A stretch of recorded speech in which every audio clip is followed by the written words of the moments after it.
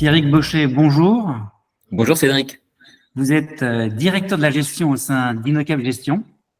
Innocap Gestion qui est une société entrepreneuriale, indépendante, qui a été créée, je crois, en 2007 et vous êtes un des associés fondateurs. Alors, Innocap Gestion, c'est une société qui est spécialisée dans les actions européennes. Est-ce que vous pouvez nous en dire un petit peu plus? Est-ce que c'est des sociétés de croissance à prix raisonnable? Mais quoi d'autre? C'est exactement ça, Cédric. Nous investissons dans des PME ETI cotées, françaises, européennes, leaders mondiales sur des niches de marché à forte croissance, des entreprises très différenciantes qui gagnent des parts de marché chaque année et qui créent beaucoup de valeur. Et nous sommes au cœur des enjeux de création de valeur et des enjeux ISR. Nous cherchons à investir dans les entreprises les plus vertueuses, ces leaders mondiaux les plus structurés. Alors moi, pour ma part, dans ma clientèle, j'utilise en fait deux fonds qui est le Quadrige France Small Cap et le Quadrige Europe Mid Cap depuis longtemps. Donc, je sais qu'ils sont tous les deux article 8. Il y en a un qui est label relance, l'autre qui est label ISR. Est-ce que vous pouvez nous dire pourquoi est-ce que vous avez fait cette démarche-là sur ces deux fonds? Les deux fonds, France, Europe, sont labellisés ISR, article 8. Et le plus petit des deux, Quadrige France Small Cap, qui investit dans les PME cotées françaises, et également label relance. Mais je dirais que l'un comme l'autre, hormis la taille d'entreprise, small pour le France, mid pour l'Europe, et la zone géographique, la philosophie d'investissement est la même. Vous allez retrouver dans ces deux fonds des leaders mondiaux très structurés qui sont au cœur des enjeux d'une économie plus productive, plus durable, avec comme engagement fort les ODD 9 et 12. On répond à une question simple. En quoi l'innovation contribue au progrès économique, au progrès technologique, à la croissance, l'ODD 9, tout en permettant de réduire la consommation de l'utilisation des ressources environnementales. C'est l'ODD 12. Donc, nous sommes au cœur des entreprises les plus vertueuses qui contribuent à rendre le monde meilleur. Alors, depuis 5 ans, les petites et les valeurs moyennes, elles sous-performent. En quoi, selon vous, il est pertinent aujourd'hui d'investir dans cette classe d'actifs? Nous avons l'impression que nous rentrons dans un environnement de marché qui devient plus favorable à la prise de risque, plus constructive, avec la combinaison de deux éléments. D'une part, pour nous, il y aura absence de récession à venir, tant en Europe qu'aux États-Unis, et d'autre part, on se rapproche du moment de la pause dans le cycle de resserrement monétaire, tant aux États-Unis qu'en Europe. Et historiquement, quand vous n'avez pas de récession et pause dans la hausse des taux, c'est un environnement qui est favorable au marché actions. La hiérarchisation des risques fait que les actifs les plus risqués délivrent l'essentiel de leur surperformance dans cet environnement. Et il faut bien resituer cette classe d'actifs des petites et moyennes valeurs par rapport à leur historique. Leur niveau de valorisation en relatif et en absolu est très bas et le cumul de leur contre-performance par rapport aux grandes valeurs, le cumul des 5 dernières années, les amène à un niveau historiquement bas. Donc oui, cet environnement est probablement plus favorable à l'investissement dans les petites et moyennes valeurs. C'est peut-être le moment de se poser la question. Pierrick, nous sommes confrontés depuis presque 20 mois, je dirais, à un retour de l'inflation et nous semblons logiquement entrer, c'est ma lecture, dans un nouveau cycle inflationniste qui, à mon avis, va être entretenu par, je dirais, les enjeux des États d'avoir une volonté d'indépendance alimentaire, énergétique, et puis aussi notre implication, tout particulièrement la France et les États-Unis sur comment gérer ce virage de changement climatique. Bon, comment est-ce que les sociétés de votre portefeuille, c'est-à-dire les PME, les ETI, les entreprises de taille intermédiaire, peuvent-elles, selon vous, s'adapter dans ce nouveau contexte mondial? C'est essentiel, Cédric. Et Innocap Gestion, nous partageons votre analyse sur le fait que nous ne faisons que rentrer dans un environnement qui sera profondément plus inflationniste, structurellement plus inflationniste. Donc, il faut être beaucoup plus sélectif que par le passé. C'est essentiel. Et l'inflation va agir comme une sorte de sélection naturelle. Les entreprises les moins différenciantes vont structurellement être affaiblies. Et les entreprises les plus différenciantes vont être les grandes entreprises élues de ce monde plus complexe, plus exigeant.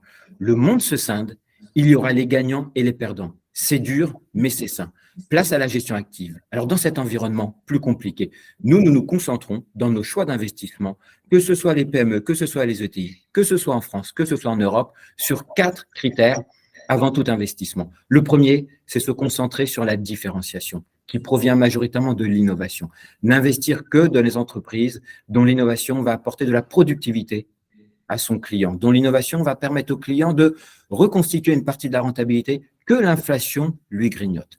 Le deuxième élément, c'est d'investir dans les entreprises qui sont financièrement très saines, qui ont du cash, qui vont pouvoir faire des acquisitions quand le coût de l'argent est élevé, quand les valorisations sont attaquées. Ces entreprises, en faisant des acquisitions, vont créer beaucoup de valeur. Le troisième élément, c'est de se concentrer sur les entreprises qui rentrent en phase d'accélération de leur croissance dans un environnement où la croissance économique mondiale ralentit. Et le dernier élément, très important également, c'est de se concentrer sur les entreprises qui ont une valorisation modérée par rapport à la moyenne de leurs 15 dernières années, dans un environnement où les taux longs, à 10 ans, devraient probablement rester entre 4 et 5 %. Alors, dernière question, Pierrick, c'est j'entends bien vos arguments, donc une sous-valorisation, le fait de l'opportunité de saisir des opportunités sur des sociétés qui sont dynamiques, innovantes, peu endettées, qui sont capables de prendre des marchés, mais quel est selon vous le catalyseur pour investir aujourd'hui? Pour mon idée, moi je me suis dit dans cette relocalisation en France et en Europe, et on est confronté à ça, et patriotisme oblige, je pense que c'est bien. Ça engage mon point de vue, mais est-ce que quels peuvent être selon vous le catalyseur pour que ces valeurs-là rebondissent en bourse? Est-ce que c'est le maintien des taux d'intérêt à ces niveaux-là? Est-ce que c'est une relocalisation? Est-ce que c'est autre chose? Alors, il y a deux approches. La première, je dirais, et on retrouve ces valeurs au cœur de notre gamme de fonds. Nos investissements sont au cœur des enjeux de construction de la souveraineté européenne et de la productivité industrielle, donc des enjeux de transition énergétique. Mais globalement, le catalyseur pour nous est davantage à aller chercher au niveau de la Banque centrale américaine. On a l'impression, depuis quelques semaines déjà, qu'il y a un discours moins restrictif, moins dur d'un certain nombre de membres de la Banque centrale américaine, et que nous sommes rentrés, mais nous ne faisons que rentrer dans cette phase de transition où la Banque centrale américaine va commencer à expliquer que le temps de la pause est venu. Optimiste, il faut être sélectif, exigeant, mais optimiste. Mais il faut faire preuve de modération et de prudence. Et face à un calendrier que l'on ne maîtrise pas au niveau des banquiers centraux, effectivement, je partage, Cédric, votre avis d'y aller par salve, d'y aller progressivement. Prendre du risque, oui, mais progressivement. Donc, effectivement, un investissement programmé peut-être tous les 15 jours, d'ici la fin de l'année, ou un peu plus sur les 3-6 prochains mois, effectivement, ça semble très approprié pour pouvoir lisser son entrée, sa prise de risque dans cette classe d'actifs qui pourrait connaître de solides performances au cours des prochains trimestres.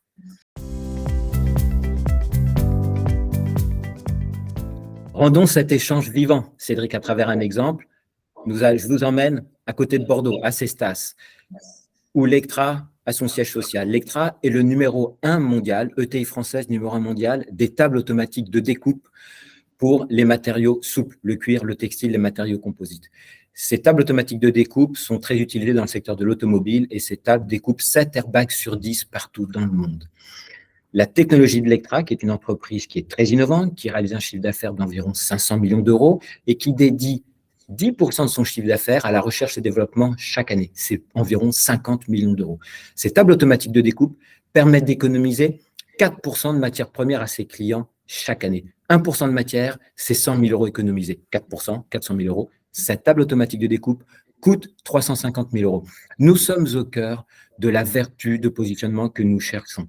Nous comprenons bien pourquoi cette innovation contribue au progrès industriel tout en rendant le monde meilleur puisqu'elle permet d'économiser des ressources environnementales. Lectra fait gagner de l'argent à ses clients, augmente la productivité de ses clients. C'est ce que l'on recherche dans nos investissements. Je trouve qu'investir dans vos fonds s'intègre d'une manière adéquate avec les investissements en private equity que l'on peut avoir dans d'autres zones. Et puis de surcroît, le fait que les sociétés soient françaises et européennes, eh bien c'est un bon coup de pouce à notre économie qui a besoin de redevenir à la pointe économique. Pierrick, merci pour cet échange et puis à très bientôt. Merci Cédric, à bientôt.